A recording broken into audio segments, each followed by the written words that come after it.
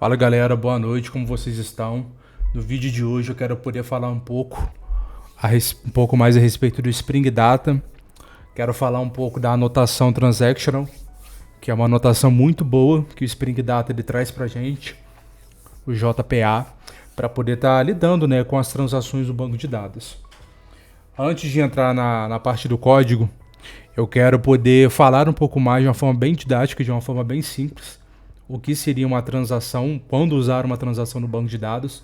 E o exemplo que eu vou dar é até um exemplo, né, é igual o exemplo aqui da aplicação que está aqui no código. Vamos considerar que no banco de dados você está fazendo uma operação e essa operação ela retira um saldo da conta de uma pessoa, de um cliente, e logo em seguida você quer fazer um insert, ou seja, você quer inserir esse saldo na conta ou atualizar o saldo da conta, enfim. Você quer fazer essa atualização da conta de um outro usuário, ou seja, você tem um usuário origem que vai mandar um dinheiro, um valor para um usuário destino. Nesse caso, a gente poderia estar trabalhando com transações, por quê? Porque a gente quer garantir com que todo o fluxo ocorra com sucesso, para que aí sim as alterações elas possam ser confirmadas, elas possam ser de fato registradas. Por quê? Imagina, né, que você faça uma transferência e esse dinheiro já saia da sua conta, porém na hora desse valor cair na conta da conta origem, do usuário origem, vamos considerar que ocorreu algum erro, enfim, aconteceu alguma coisa, essa pessoa não recebeu o valor. Entendeu? Então você tem um saldo que já não está mais na sua conta, porém a conta de destino que era para ter recebido esse valor não recebeu, porque ocorreu um erro. Então, trabalhamos, né, com transação no banco de dados para justamente poder tratar isso, porque uma vez que a gente trabalha com transação, a gente informa o nosso banco de dados que todo aquele fluxo, né, de alterações que a gente está fazendo precisa ocorrer tudo com sucesso, tudo como esperado, para que aí sim todas as alterações possam ser persistidas.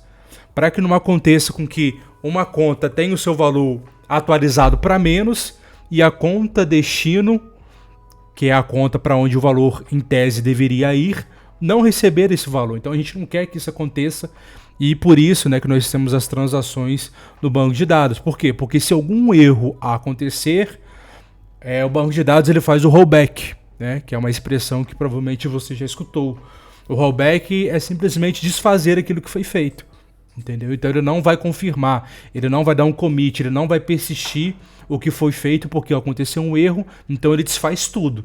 Ou seja, quando trabalhamos com transação, ou tudo é salvo, ou nada é salvo, entendeu? Então tudo aquilo que a gente planejou, todo aquele script, ele tem que ser executado com sucesso. Caso ocorra qualquer exceção, caso ocorra qualquer problema, acontece o rollback, né? Então é desfeito tudo aquilo que tinha sido feito até então. E um exemplo para poder ilustrar isso é aqui essa aplicação de contas. Quando o programa iniciar pela primeira vez, ele vai criar essas duas contas. Essas duas contas estão aqui no banco de dados. Vou executar aqui o comando para que vocês possam ver, olha lá. Primeira conta, agência 0001, a conta é a 102030, tem R$500 de saldo. E a segunda conta é essa daqui, ó, ID 2, agência 0002, a conta é 405060 e tem R$1.000 de saldo.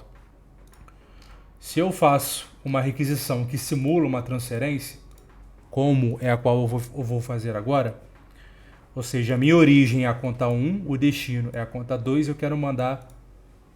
em vez de saldo, né, tinha que estar valor, né, tá até errado aqui, tinha que ser valor. Eu quero mandar R$125, ou seja, o que deve acontecer seria o seguinte: R$500 menos 125, ou seja, 375. Então essa conta deve ficar com 375 e essa daqui tem que ficar com 1.125.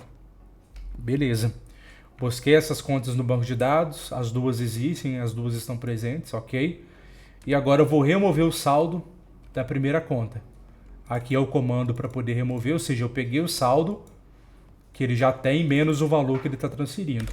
Prontinho, passei para a linha de baixo. Então, já foi feita aqui a atualização, tá vendo? De fato, 375, perfeito. Até agora perfeito. Porém, vamos considerar que na hora de adicionar o saldo, aconteceu um erro e foi lançada aqui uma exceção, a Runtime Exception. Tá vendo? Vamos supor que a conta está com bloqueio judicial e ela não pode receber valor, por exemplo. Aí o que vai acontecer, né, que vai dar uma exceção, a gente vai tomar esse erro aqui feioso, né, se ele não for tratado vai mandar esse erro 500 aqui, enfim. E a gente olhando aqui no banco de dados, a gente vê que tem um problema, né? O problema é que o dinheiro saiu da conta do usuário 1, da conta 1, né, da conta 102030, mas não foi incrementado na segunda conta. Então você percebe que aqui tem um problema.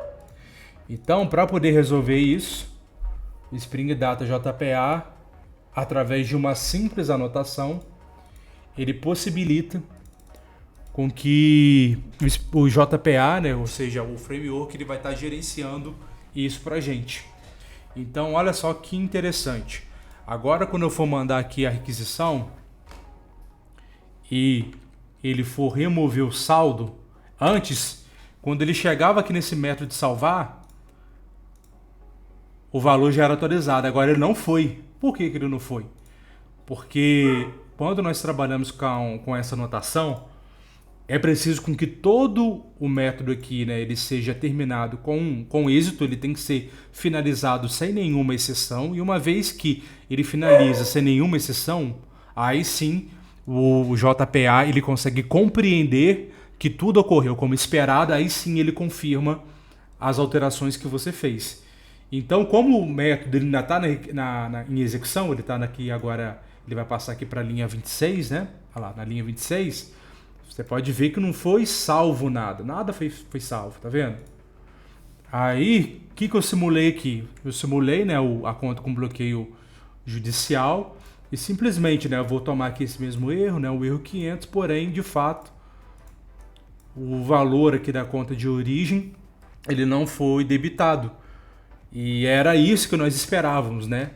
É óbvio que esse exemplo é um exemplo bem simples, não reflete, né, de fato um cenário real. Óbvio que se formos implementar uma lógica de transferência, a gente vai fazer uma outra abordagem, mas eu fiz isso daqui só para poder ficar claro mesmo essa questão aí de transação, da anotação, do JPA e etc.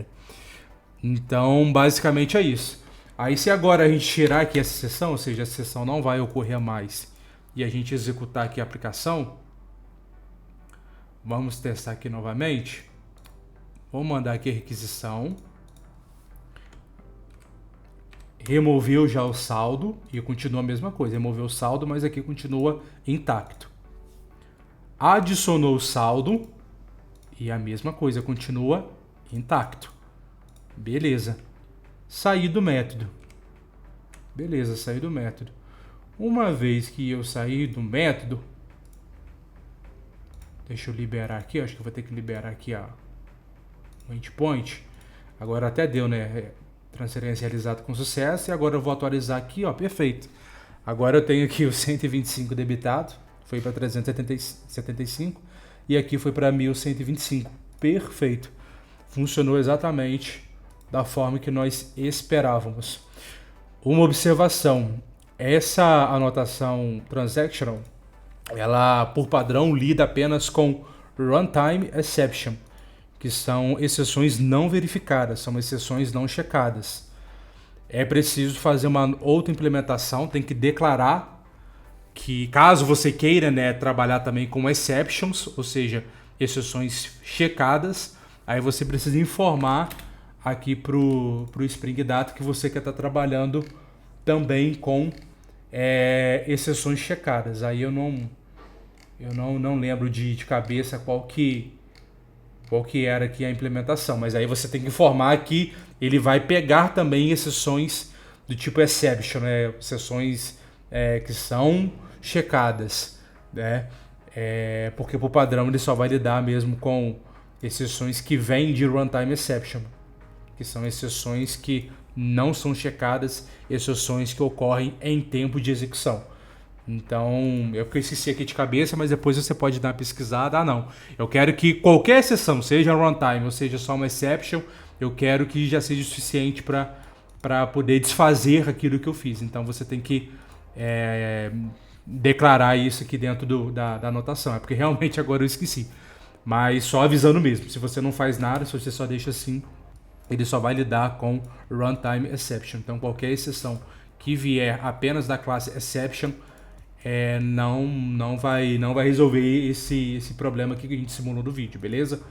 O vídeo de hoje é isso, aplicação muito simples, exemplo bem bobinho mesmo, mas para que vocês consigam compreender um pouco aí sobre transações.